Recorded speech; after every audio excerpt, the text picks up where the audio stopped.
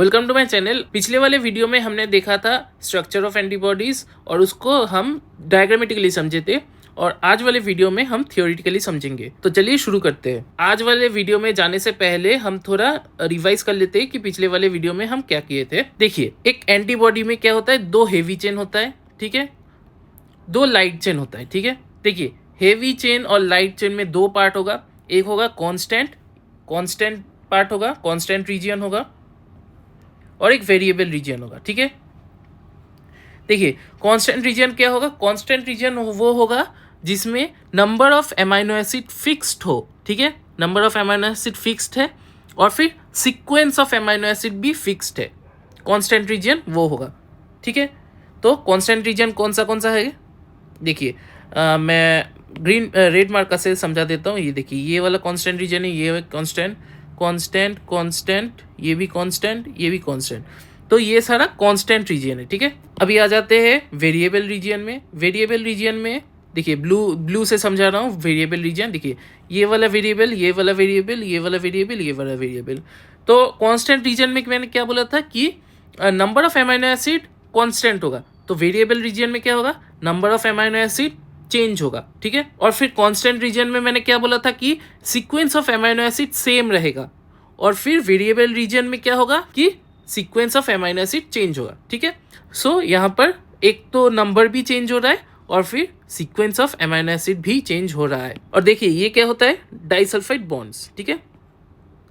ये चारों disulphide bonds है, ठीक है। डाइसल्फाइड बॉन्ड्स मतलब दो सल्फर से बना हुआ बॉन्ड, ठीक है। सो देखिए, दो हेवी चेन के बीच में कितना डाइसल्फाइड बॉन्ड है, दो, 1 2, ठीक है। और एक हेवी चेन और एक लाइट चेन के बीच में एक डाइसल्फाइड बॉन्ड है, ठीक है। तो टोटल कितना सिंगल डाइसल्फाइड बॉन्ड है, दो, क्योंकि ये एक हेवी चेन के साथ ये एक लाइट चेन को होल्ड कर रहा है, और ये एक हेवी चेन के साथ ये एक लाइट चेन को होल्ड कर रहा है, ठीक है। और यहाँ पर दो डाइसल्फाइड बॉन्ड दो हेवी चेन को होल्ड कर रहा है, ये जो दो हेवी चेन को दो होल्ड कर रहा है, दो डाइसल्फाइड बॉन्ड्स, ठीक है। तो अभी आ जाते हैं आज के वीडियो में। देखिए, व्हाट आर एंटीबॉडीज, पहले हम देख लेते हैं कि व्हाट आर एंटीबॉडीज, ठीक है। Antibodies are gamma globulins with molecular weight 1,50,000 to 9 lakh, ठीक है। पहले ये लिख लेते हैं, ठीक है। और देखिए, एंटीबॉडीज किस चीज से बना होता है, one pair of heavy chain और one pair of light chain. So 2 into heavy chain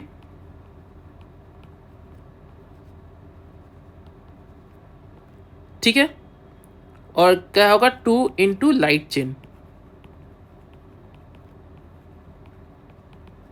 ठीक है। और इसका होगा 400 एमाइनो एसिड,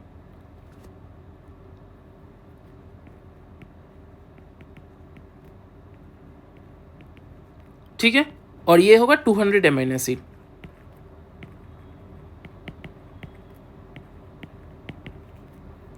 ठीक है। और फिर क्या है, 2 heavy chains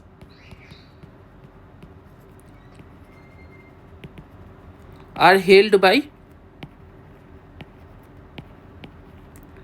2 disulphide bonds,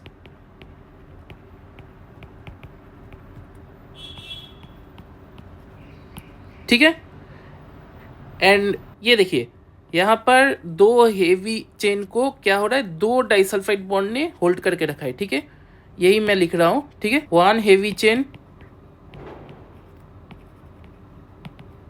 and 1 light chain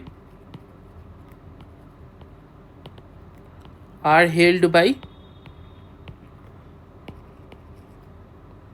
1 disulphide bond,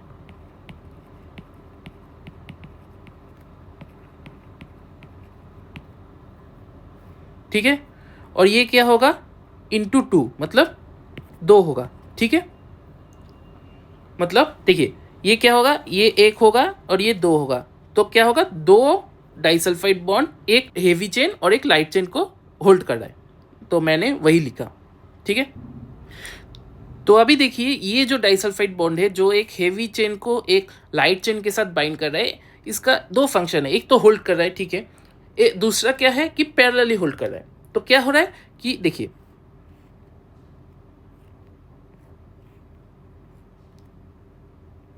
तो क्या हुआ, देखिए, तो क्या हुआ, ये दो जो हुआ ये पैरेलल हुआ,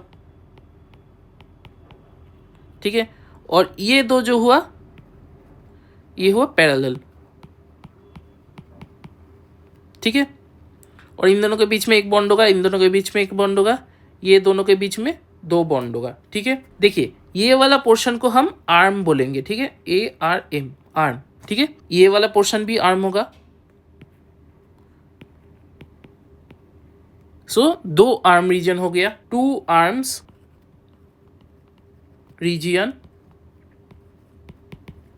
formed by heavy chain and light chain, ठीक है। अभी आ जाते हैं कांस्टेंट रीजन पे। देखिए कांस्टेंट रीजन में क्या होगा कि एमाइनो एसिड कांस्टेंट होगा, मतलब same number of amino acid होगा। तो लिख लेते हैं कि same number of amino acid, ठीक है। दूसरा क्या होगा, सीक्वेंस भी सेम होगा एमाइनो एसिड का। So amino acid sequence is also same. और फिर इस रीजन को हम क्या बोलते हैं, FC रीजन, ठीक है।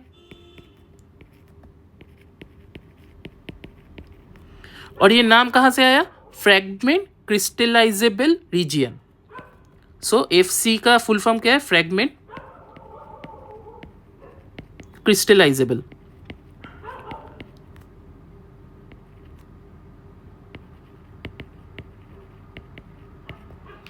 फ्रैगमेंट क्रिस्टलाइजेबल रीजियन,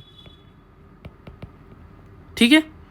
और सी छोटा होगा, ठीक है, मैं ये छोटा कर देता हूं, सी को, सी छोटा होगा, FC रीजियन, ठीक है। आइडेंटिफिकेशन और फिर फंक्शन ऑफ डिफरेंट इम्यूनोग्लोब्यूलिन्स इसके ऊपर डिपेंडेंट होता है, इस रीजन के ऊपर, मतलब कांस्टेंट रीजन के ऊपर डिपेंडेंट होता है। तो लिख लेते हैं वो बात, मतलब इसी रीजन के वजह से आइडेंटिफिकेशन होता है और फिर जो फंक्शन है वो डिफरेंट इम्यूनोग्लोब्यूलिन्स का वो होता है, ठीक है। और ये कांस्टेंट रीजन क्या होगा, कांस्टेंट रीजन जाके बाइंड होगा एंटीबॉडी रिसेप्टर के साथ, ठीक है, जो कि सेल सरफेस के ऊपर प्रेजेंट होता है। सो लिख लेते हैं, this reason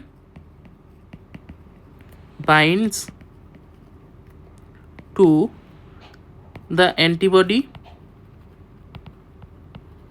receptor situated on the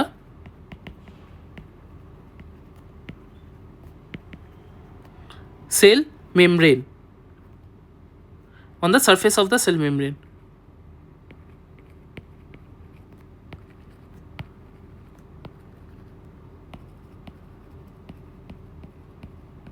ये एक सेल मेम्ब्रेन हुआ, ड्रॉ किया मैंने, ठीक है। उसके ऊपर क्या होगा, एक रिसेप्टर होगा, ठीक है, ऐसे रिसेप्टर होगा एक। और कांस्टेंट रीजन मैंने क्या बोला था, नीचे वाला जो पार्ट है, मतलब देखिए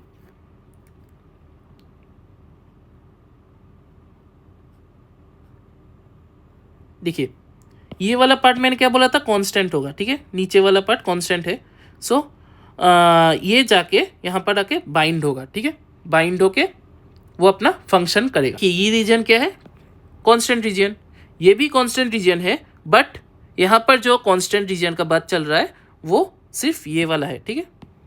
देखिए ये वाला कांस्टेंट रीजन के बारे में बात चल रहा है, कांस्टेंट रीजन, ठीक है। देखिए ये मैंने एक सेल सरफेस मान लिया, ठीक है, और मैंने एक ये रिसेप्टर बना लिया, ठीक है, एक रिसेप्टर है, ठीक है। तो देखिए एंटीबॉडी कैसे बाइंड करेगा, ऐसे आके बाइंड करेगा, ठीक है। ये वाला पोर्शन जो कांस्टेंट है, मतलब कांस्टेंट रीजन है, ये वाला पार्ट आके क्या करेगा, सेल रिसेप्टर के साथ बाइंड करेगा, ठीक है। और देखिए इस रीजन में कुछ प्रोटीन्स बाइंड होते हैं जिसको हम बोलते हैं कॉम्प्लीमेंट, ठीक है, COMPLEMENT, कॉम्प्लीमेंट प्रोटीन बाइंड होते हैं कुछ। तो इस रीजन को क्या हम क्या बोलेंगे, complement binding region. So complement protein bind in this region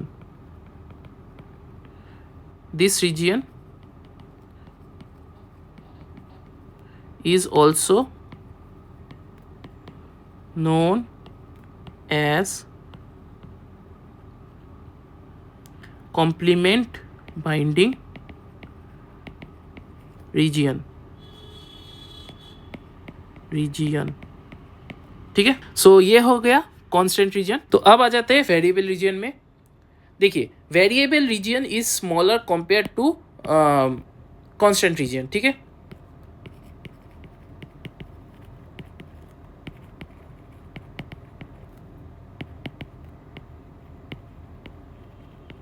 compare to constant region. ठीक है, और देखिए वेरिएबल रीजन में मैंने क्या बोला था कि नंबर ऑफ एमाइनो एसिड और फिर sequence of amino acid different होगा। सो देखिए, number of and sequence of amino acid will be different.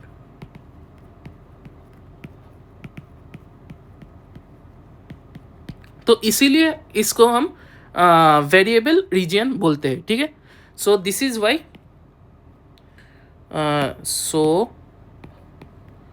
This is why it is called variable region.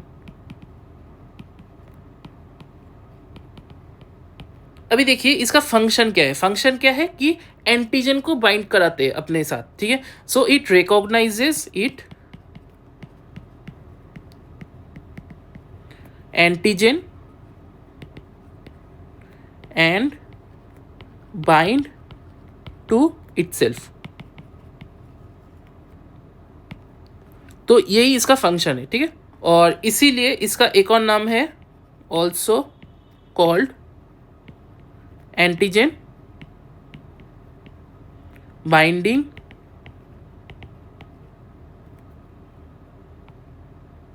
Region,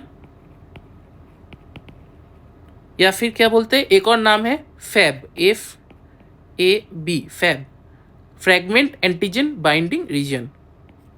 मतलब FAB का फुल फॉर्म है fragment antigen binding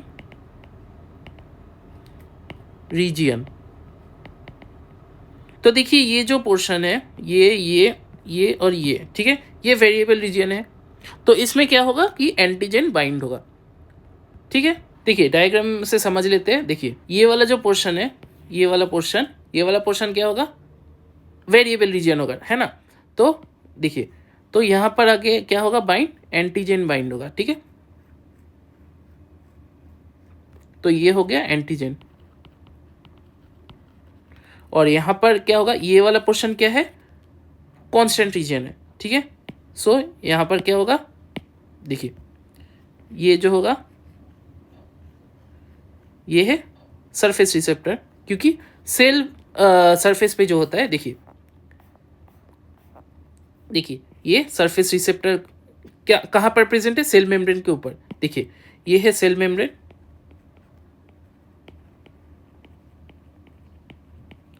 ठीक है, और ये क्या है, एंटीबॉडी रिसेप्टर। ठीक है,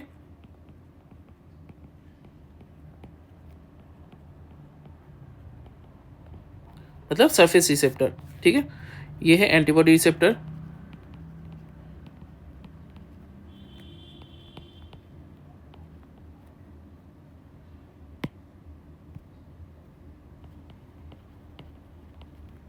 ये है एंटीजन। ठीक है, ये है कांस्टेंट रीजन।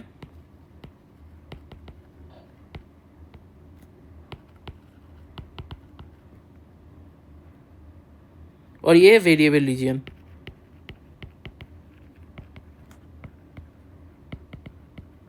और आज का वीडियो यहीं पर ख़त्म होता है, जहाँ पर हमने देखा स्ट्रक्चर ऑफ एंटीबॉडीज़ और थ्योरी पार्ट हमने आज देखा। और मोस्टली ये पिछले वाले वीडियो में ही हो गया था, लेकिन फिर भी थोड़ा सा नोट्स अगर किसी को चाहिए तो उसके लिए ये वाला वीडियो मैंने बना दिया है। सो अगर आपको ये नोट्स चाहिए तो मैं डिस्क्रिप्शन में दे दूंगा, आप वहाँ से डाउनलोड कर सकते हैं। और थैंक यू आज का वीडियो देखने के लिए, मिलते हैं अगले वीडियो में।